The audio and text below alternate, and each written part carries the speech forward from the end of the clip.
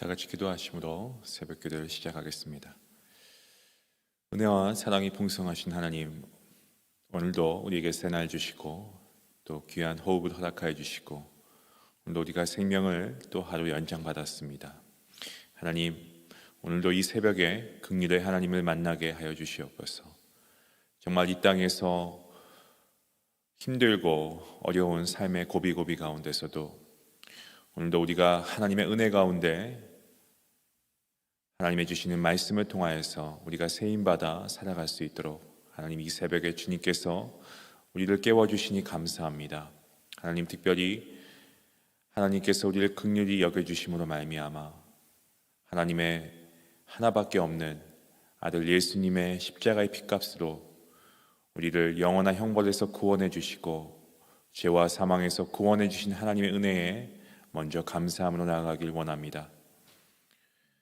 우리가 하나님의 은혜를 늘 생각하여도 감사할 텐데 우리가 때로는 그 은혜를 잊어버리고 살 때가 있음을 고백합니다. 하나님, 우리의 연약함을 용서하여 주시고 오늘도 하나님께서 이 아침에 주님의 주시는 말씀을 통하여서 다시금 하나님께 나아갈 수 있는 귀한 은혜 허락하여 주시옵소서. 우리가 인생 가운데 막다른 길이 있을 때마다 우리가 외롭고 또한 버림받았다고 생각이 들 때가 있을지 모르겠습니다. 하지만 그때마다 하나님 기억하게 하여 주시옵소서. 하나님께서 우리와 함께 하심을 믿게 하여 주시고 오늘도 하나님의 긍휼하심을 기억하고 믿음의 용기를 내는 귀한 성도님들 될 수 있도록 은혜 내리워 주시옵소서. 주저앉아 있지 않게 하시고 우리가 말씀 안에서 늘 전진하는 믿음의 그러한 성도들 될 수 있도록 하나님 붙잡아 주시고 오늘 새벽에도 하나님의 은혜를 기대합니다. 하나님, 하늘 문을 활짝 열어주시고 성령의 기름을 부어주시옵소서. 그리고 우리가 구하는 모든 간구들이 하나님의 뜻에 합당하여서 하나님의 시간 안에 이루어지는 귀한 역사가 있게 허락하여 주시옵소서. 오늘도 모든 예배 시정을 주님께 맡기옵고 감사하오며 이 모든 말씀 예수님의 이름으로 기도하옵나이다. 아멘. 찬송가 542장 함께 하시겠습니다.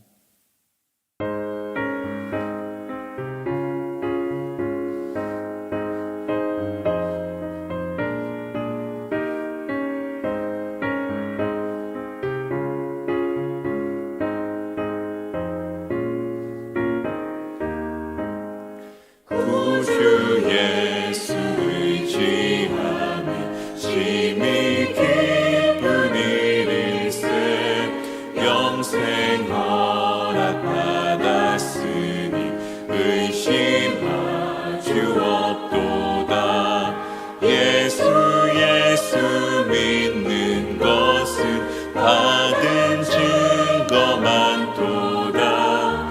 예수 귀한 예수 믿음 더욱 주소서. 구주 예수 의지하며 심히 기쁜 일일세 주를 믿는 나의 마음 그의 피에 적시네. 예수 믿는 것은 받은 증거 많도다. 예수 귀한 예수 믿음 더욱 주소서.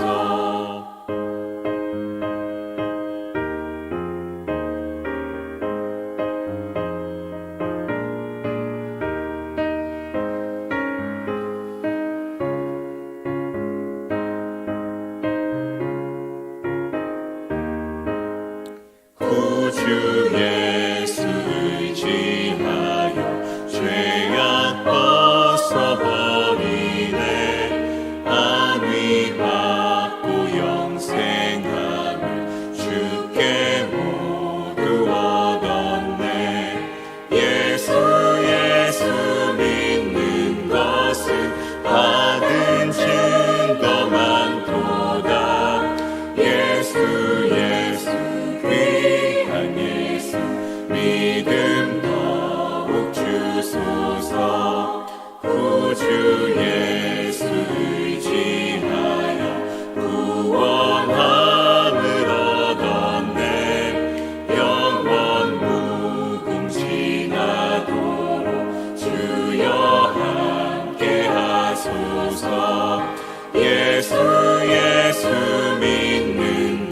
것을 받은 증거 많도다.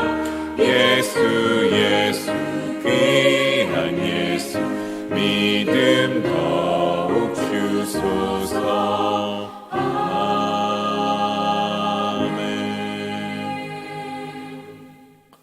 아멘. 오늘 하나님께서 주시는 말씀은 창세기서 23장 1절부터 20절 마지막 절까지 말씀되겠습니다. 창세기서 23장 1절에서 20절까지 말씀입니다. 찾으신 줄 알고 우리 한 목소리로 함께 말씀을 읽도록 하겠습니다. 함께 봅니다. 사라가 127세를 살았으니 이것이 곧 사라가 누린 횟수라. 사라가 가나안 땅 헤브론 곧 기럇 아브라에서 죽음에 아브라함이 들어가서 사라를 위하여 슬퍼하며 애통하다가 그 시신 앞에서 일어나 나가서 헷 족속에게 말하여 이르되 나는 당신들 중에 나그네요 거류하는 자이니 당신들 중에서 내게 매장할 소유지를 주어 내가 나의 죽은 자를 내 앞에서 내어다가 장사하게 하시오.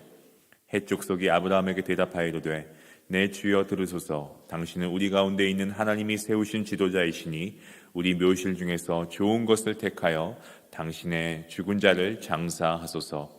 우리 중에서 자기 묘실에 당신의 죽은 자 장사함을 금할 자가 없으리이다.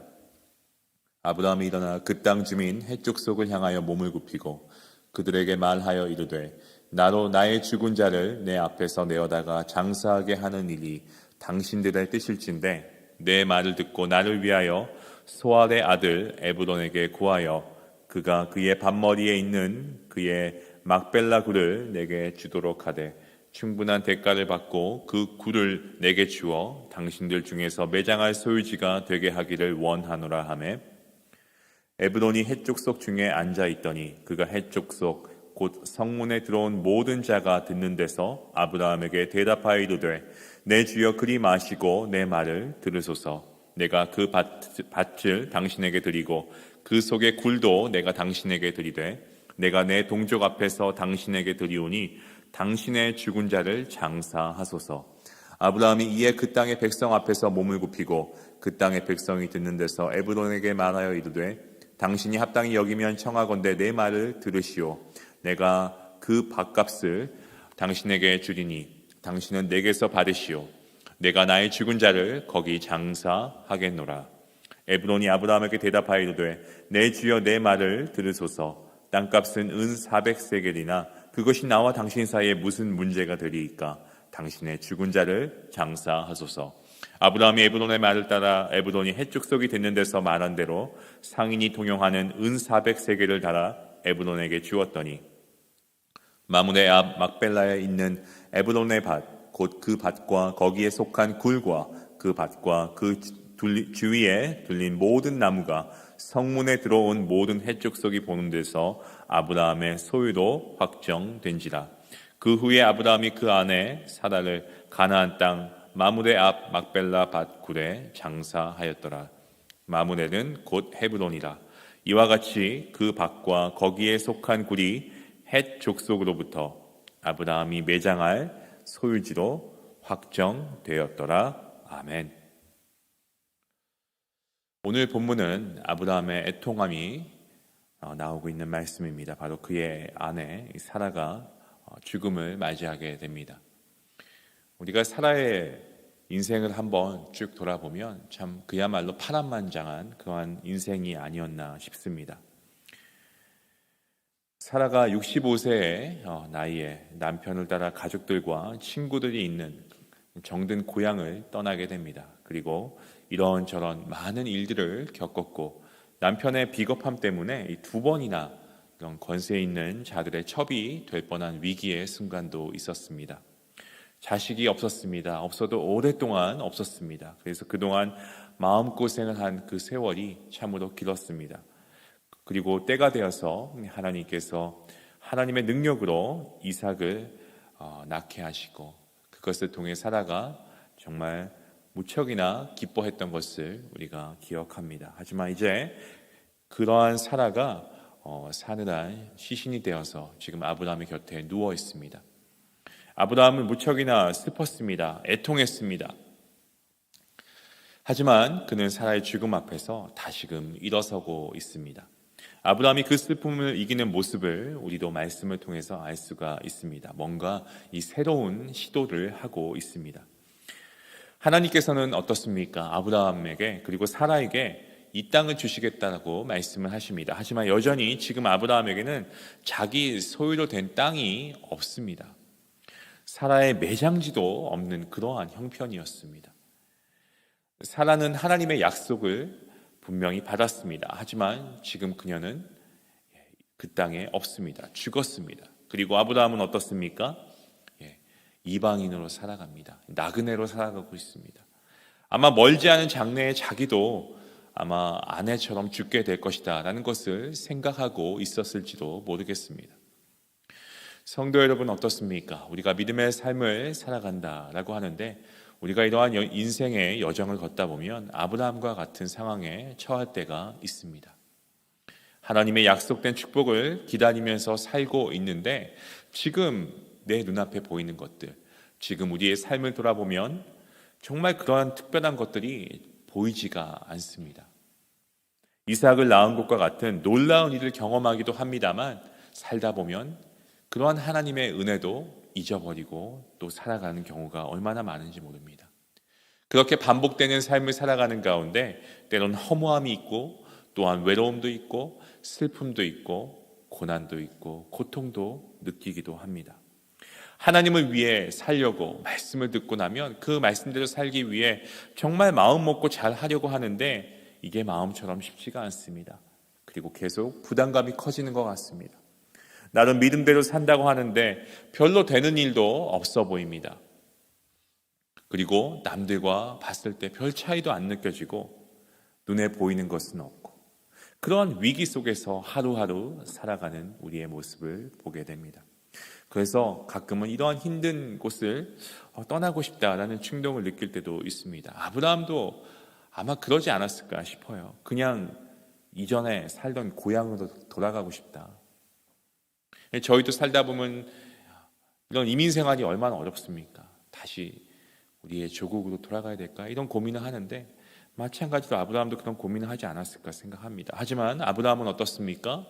아내의 죽음이라고 하는 어떻게 보면 그의 인생에 정말 이만한 위기는 없겠죠. 그런데 이러한 위기 가운데 그가 믿음을 실천할 수 있는 기회로 이 위기를 위대한 기회로 바꾸려고 하는 그의 모습을 보게 됩니다. 슬프고 애통스럽지만 그러한 감정을 넘어서서 하나님을 계속 신뢰하기로 다짐하는 그러한 아브라함의 모습을 우리가 보게 됩니다. 그래서 가나안의 주민인 헷 족속에게 이렇게 말합니다. 본문 4절 말씀에 이렇게 기록되어 있습니다. 나는 당신들 중에 나그네요 거류하는 자이니 당신들 중에서 내게 매장할 소유지를 주어 내가 나의 죽은 자를 내 앞에서 내어다가 장사하게 하시오. 아브라함은 그의 아내 이 사라를 하나님께서 약속하신 가나안 땅에 묵기로 결정합니다.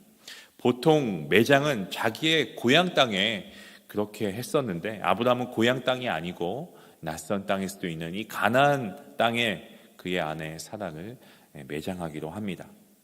이 가나안 땅을 자신의 새로운 고향으로 그리고 자신은 물론 자신의 후손들을 위한 땅으로까지 만들려고 하는 그러한 아브라함의 모습인 것입니다. 그는 믿음으로 하나님께서 약속하신 그 땅에 계속 거하기로 결심합니다. 돌아가지 않겠다는 겁니다. 우상을 섬겼던 그의 땅, 그의 고향이었던 갈대아 우르 다시 가지 않겠다라는 것입니다. 성도 여러분, 우리도 살면서 이러한 믿음의 결단을 할 때가 있습니다. 단호하게 돌아설 수 있는 길, 우리가 없애야 하는 그러한 상황이 옵니다. 돌아가지 않기 위해서는 우리가 그러한 돌아갈 수 있는 어떤 다리들과 같은 것들을 다 태워버려야 되겠죠. 없애버려야 되겠죠. 미련을 두고 있으면 자꾸 가고 싶지 않습니까? 두 마음을 품지 않고 우리가 오직 하나님의 말씀을 신뢰하며 그 하나님의 말씀을 붙잡고 믿음으로 버텨야겠다라는 믿음의 각오가 필요하다라는 것입니다. 아브라함은 하나님께서 자기에게 하신 약속을 너무나도 분명하게 신뢰했습니다. 그리고 그 결과 하나님의 계획하신 가운데 아브라함의 자손들은 갈대아 우르가 아닌 가나안을 상속받게 될 것입니다. 그 땅은 아브라함의 소유로 확정되었습니다.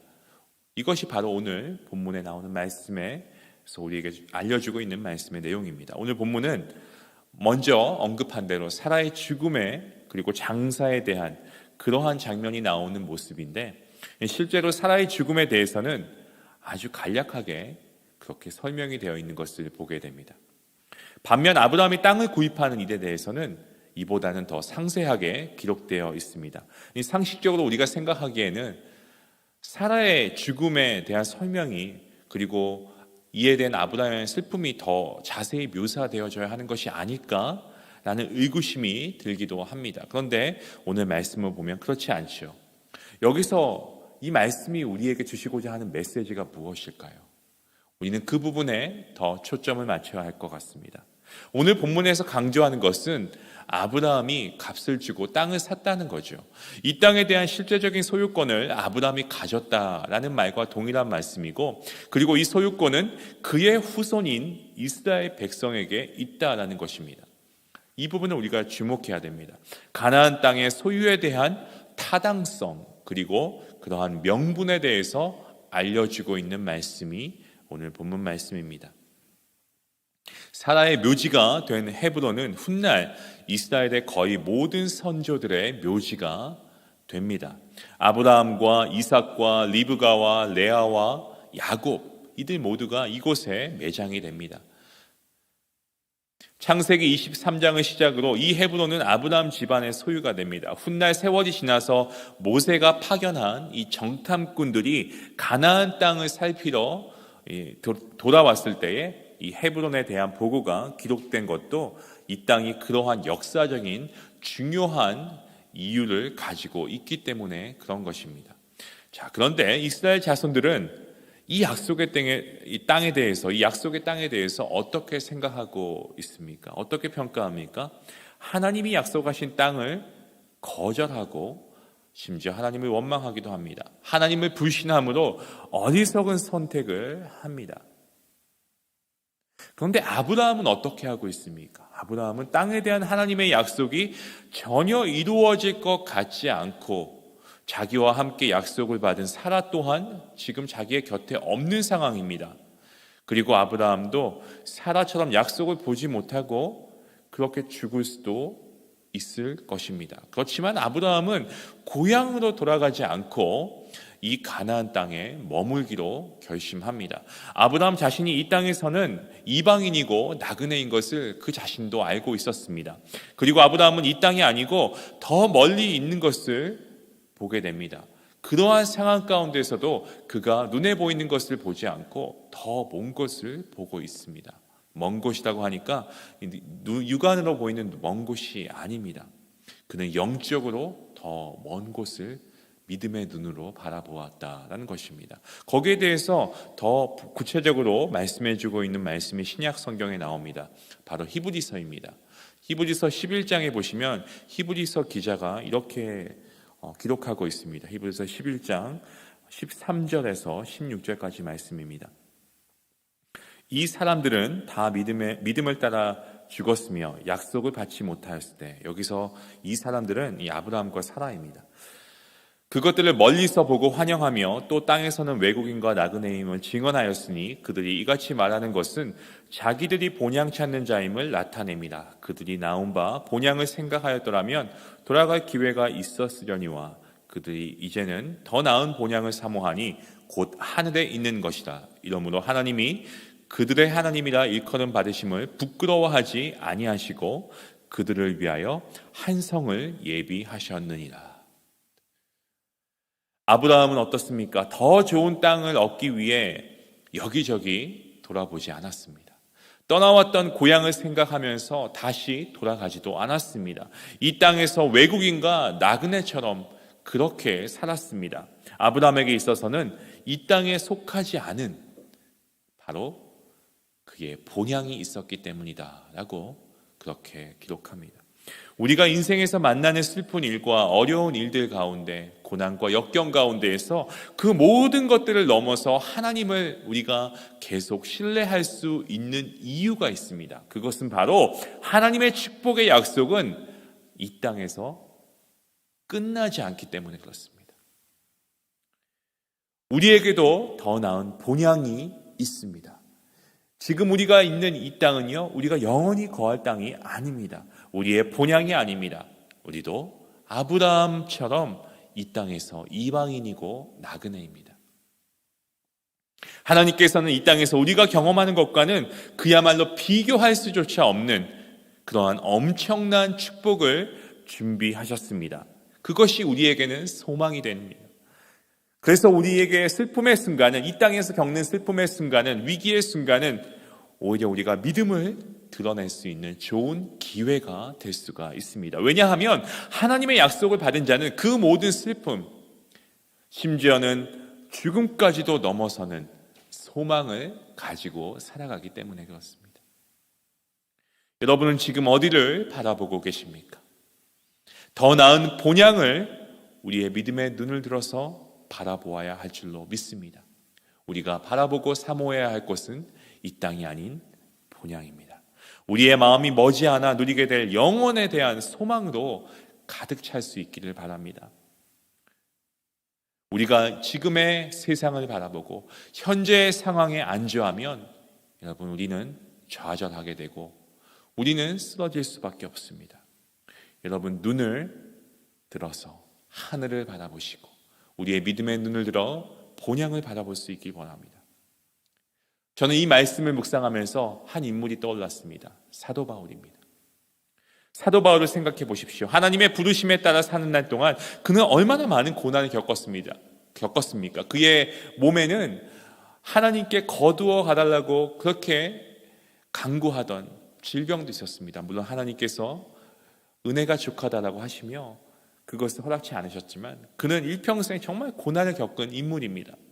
돌에 맞아 죽을 고비도 넘기기도 하고요, 배반을 당하기도 합니다. 감옥에 갇히기도 했습니다. 하지만 사도 바울은 영원한 본향에 그의 시선을 고정합니다.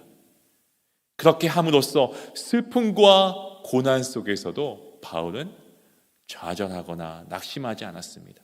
심지어 사도 바울은 이렇게 고백합니다. 고린도후서 4장 17절 18절 말씀입니다.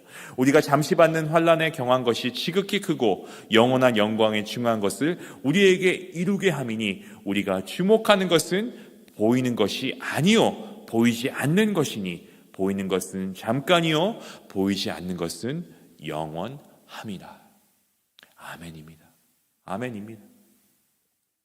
사랑하는 성도 여러분, 슬픔을 넘어 더 나은 본향에 대한 소망을 가지시고 여러분 계속해서 하나님을 더 신뢰할 수 있는 여러분 모두가 될 수 있길 바랍니다.